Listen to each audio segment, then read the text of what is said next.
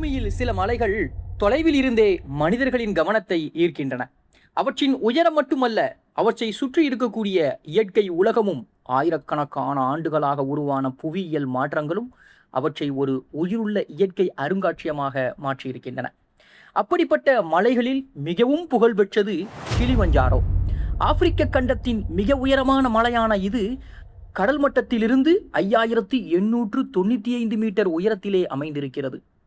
ஆச்சரியமான விஷயம் என்னவென்றால், பூமத்திய ரேகைக்கு மிக அருகில் இருந்தாலும் அதன் உச்சியில் ஆண்டு முழுவதும் பனி காணப்படுகிறது. வெப்பமண்டல காடுகளில் இருந்து துவங்கி பனியால் மூடப்பட்ட சிகரம் வரை ஒரே மலையில் காணப்படும் இயற்கை மாற்றம் உலகில் மிகவும் அரிதான ஒன்று. கிளிமஞ்சாரோ மலை கிழக்கு ஆப்பிரிக்காவில் உள்ள தான்சானியா நாட்டிலே அமைந்திருக்கிறது. கென்யா நாட்டின் எல்லைக்கு மிக அருகில் இருப்பதால் பலர் இதை கென்யாவில் இருப்பதாக தவறாக நினைக்கிறார்கள். ஆனால் முழு மலைப்பகுதியும் தான்சானியாவின் எல்லைக்குள் தான் இருக்கின்றது. சமவெளியின் நடுவே தனியாக எழுந்து நிற்கும் உலகின் மிக உயரமான மலையாக இது அறியப்படுகிறது. பெரும்பாலான உயரமான மலைகள் பெரிய மலைத்தொடர்களின் ஒரு பகுதியாக இருக்கும். ஆனால் கிளிமஞ்சாரோ எந்த மலைத்தொடரோடும் இணைக்கப்படாமல் தனியாக உயர்ந்து நிற்பதால் இது உலகின் மிகப்பெரிய தனித்து நிற்கும் மலையாகவும் கருதப்படுகிறது. இந்த மலை உண்மையில் ஒரு சிகரம் மட்டுமல்ல, இது 3 பெரிய எரிமலைகளின் கூட்டமைப்பு. மேற்கு பகுதியிலே ஷிரா, கிழக்கிலே மவென்சி, நடுவிலே கிபோ என்ற 3 எரிமலைகள் இணைந்து இந்த மாபெரும் மலையை உருவாக்கி இருக்கின்றன. அவற்றில் கிபோவின் உச்சியான உஹுரு சிகரமே 5895 மீட்டர் உயரம் கொண்ட ஆப்பிரிக்காவின் மிக உயரமான இடம். ஷிரா எரிமலை மிகவும் பழமையானது. இது பல லட்சம் ஆண்டுகளுக்கு முன்பே செயலிழந்து விட்டது. மவேன்சியும் தற்போது செயலிழந்த நிலையில் இருக்கின்றது. கிபோவில் இன்று பெரிய வெடிப்புகள் இல்லை என்றாலும் அது முழுமையாக இறந்த எரிமலையா அல்லது மீண்டும் செயல்படக்கூடியதா என்பது குறித்து விஞ்ஞானிகள் தொடர்ந்து ஆய்வு செய்து வருகிறார்கள். சுமார் 20 லட்சம் முதல் 30 லட்சம் ஆண்டுகளுக்கு முன்பு கிழக்கு ஆப்பிரிக்க பிளவு பள்ளத்தாக்கு பகுதியில் பூமியின் மேற்பரப்பில் ஏற்பட்ட புவித்தட்டு இயக்கங்கள் காரணமாக உருவாகிய பாறைகள் மேலே எழத் துவங்கின. பல கட்டங்களில் ஏற்பட்ட எரிமலை வெடிப்புகள் ஒன்றின் மேல் ஒன்றாக புதிய பாறை அடுக்குகளையும் உருவாக்கின. ஆயிரக்கணக்கான வெடிப்புகளுக்கு பிறகு மெதுவாக இந்த மாபெரும் மலை உருவானது. இன்று அதன் சரிவுகளில் காணப்படும் கருமை நிற பாறைகள் உறைந்த எரிமலை குழம்பின் சாட்சிகளாகவும் இருக்கின்றன. இந்த எரிமலை பாறைகளே இப்பகுதியின் மண்ணை மிகவும் வளமானதாக மாற்றுகின்றன. கிளிமஞ்சாரோ மலையை சுற்றி இருக்கக்கூடிய நிலப்பரப்பை பார்த்தால் உயரம் அதிகரிக்க அதிகரிக்க இயற்கை உலகமே மாறுகிறது. அடிவாரத்தில் வெப்பமான சமவெளிகள் காணப்படுகின்றன. அதற்கு மேலே விவசாய பகுதிகள் துவங்குகின்றன. மேலும் உயரத்தில் அடர்ந்த மழைக்காடுகள் உருவாகின்றன. பின்பு குறைந்த உயரமுள்ள புதர்கள், புல்வெளிகள், பாறை நிறைந்த குளிரான நிலப்பகுதிகள், இறுதியில் பனியால் மூடப்பட்ட சிகரங்கள் என்று ஒரே மலையில் 5 வெவ்வேறு இயற்கை உலகங்களை காண முடிகிறது. சில நாட்கள் மலையேறினால் பூமியின் பல்வேறு காலநிலைகளை ஒரே பயணத்தில் அனுபவிக்க முடியும். அடிவார பகுதிகளில் ஆண்டு முழுவதும் வெப்பநிலை பொதுவாக 20 முதல் 30 டிகிரி செல்சியஸ் வரை இருக்கும். ஆனால் உச்சிக்கு செல்லும் போது வெப்பநிலை 0 கீழே குறைந்து இரவு நேரங்களில் -20 டிகிரி செல்சியஸ் வரை செல்லக்கூடும். இந்த அளவுக்கு கடுமையான வெப்பநிலை வேறுபாடு உயரத்தின் தாக்கத்தை மிகவும் தெளிவாக காட்டுகிறது. மலை உச்சியில் காற்றில் உள்ள ஆக்சிஜன் அளவும் மிகவும் குறைவாக இருப்பதால் அங்கு செல்பவர்கள் மெதுவாக உயரத்திற்கு உடலை பழக்கப்படுத்த வேண்டிய கட்டாயமும் ஏற்படுகிறது. கிளிமஞ்சாரோ மலையின் அடிவாரத்தில் உருவாகும் மழைக்காடுகள் தான்சானியாவின் மிக முக்கியமான நீர்பிடிப்பு பகுதிகளில் ஒன்றாகும். இந்திய பெருங்கடலில் இருந்து வரும் ஈரமான காற்று இந்த மலையை மோதும் போது அதிக அளவில் மழை பெய்கிறது.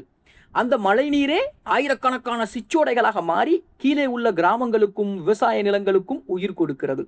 இந்த மலை இல்லை என்றால் சுற்றி இருக்கக்கூடிய பல பகுதிகள் மிகவும் வறண்ட நிலங்களாக மாறியிருக்கும் என்று விஞ்ஞானிகள் கருதுகிறார்கள். அதை போல மலையின் அடிவார காடுகள் மிகுந்த உயிரியல் செழுமை கொண்டவை. உயரமாக வளர்ந்த மரங்கள், பாசிகள், கொடிகள், பெரணிகள் மற்றும் நூற்றுக்கணக்கான மலர்த்தாவரங்கள் சேர்ந்து அடர்ந்த காட்டு உலகத்தை உருவாக்கி இருக்கின்றன. சில மரங்கள் 40 மீட்டருக்கும் அதிகமாக உயரம் வளரக்கூடியது. அவற்றின் கிளைகள் ஒன்றோடொன்று பின்னி பிணைந்திருப்பதால் சூரிய ஒளி கூட தரையை முழுமையாக அடைய முடியாது. இந்த அடர்ந்த சூழல் ஆயிரக்கணக்கான பூச்சிகள், பறவைகள் மற்றும் சிறிய உயிரினங்களுக்கும் பாதுகாப்பான வாழிடமாகவும் இருக்கின்றன. அதைப்போல அடிவாரத்தின் அடர்ந்த காடுகளில்தான் கிளிமஞ்சாரோ மலையின் உண்மையான உயிரியல் உலகம் துவங்குகிறது. இங்கு முதலில் கண்களில் படுவது ஆப்பிரிக்க யானைகள்.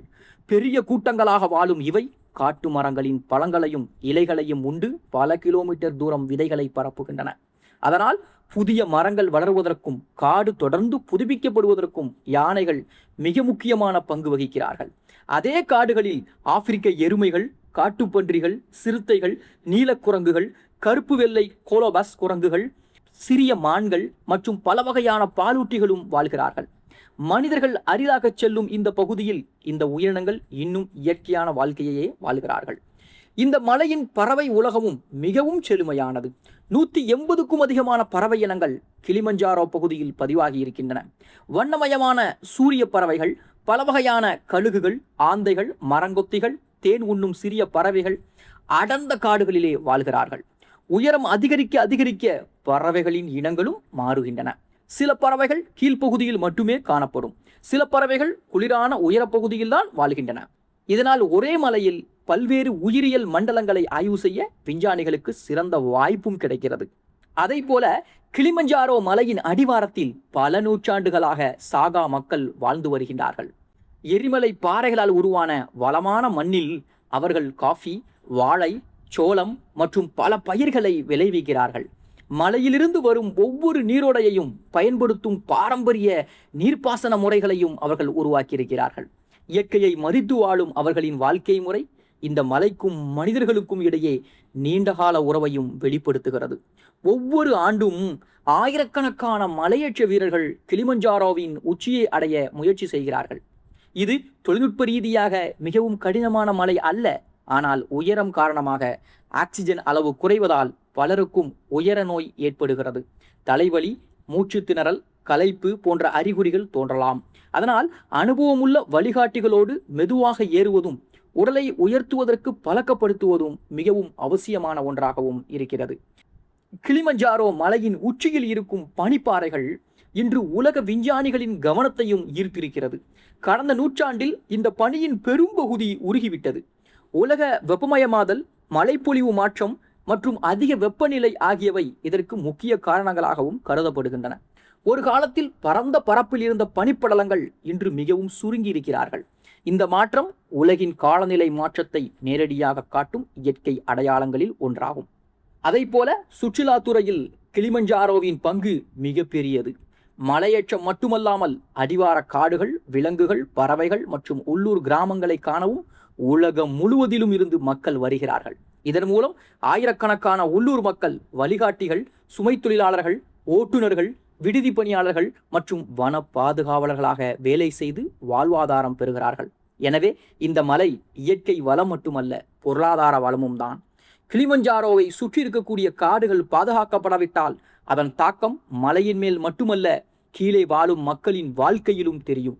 காடுகள் குறைந்தால் மழைநீர் சேமிப்பு குறையும், நீரோடைகள் வற்ற துவங்கும், விலங்குகளின் வாழிடம் சுருங்கும், மனிதர் விலங்கு மோதல்கள் அதிகரிக்கும். இதனால் தான்சானியா அரசு, உள்ளூர் சமூகங்கள் மற்றும் உலகளாவிய சுற்றுச்சூழல் அமைப்புகளோடு இணைந்து இந்த பகுதியை பாதுகாக்க பல திட்டங்களையும் செயல்படுத்தி வருகின்றன. ஆக ஆப்பிரிக்காவின் வெண்முடி அணிந்த இந்த மாபெரும் மலை உயரத்தின் சாதனையை மட்டுமே தன்னில் கொண்டிருக்கவில்லை. கோடிக்கணக்கான ஆண்டுகளின் புவியியல் வரலாறு, தனித்துவமான உயிரியல் உலகம், பழங்குடியினரின் பாரம்பரியம், உலக வெப்பமயமாதலின் எச்சரிக்கை, ஆயிரக்கணக்கான மக்களின் வாழ்வாதாரம் மற்றும் மனிதனின் சாகச உணர்வு ஆகிய அனைத்தையும் ஒன்றாக இணைத்து நிற்கிறது. கிளிமஞ்சாரோவை பாதுகாப்பது என்பது ஒரு மலையை பாதுகாப்பது மட்டுமல்ல, ஆப்பிரிக்காவின் மிக மதிப்புமிக்க இயற்கை மரபுகளில் ஒன்றையும் எதிர்கால தலைமுறைகளுக்கான ஒரு உயிருள்ள அறிவியல் ஆய்வகத்தையும் பாதுகாப்பதாகும்.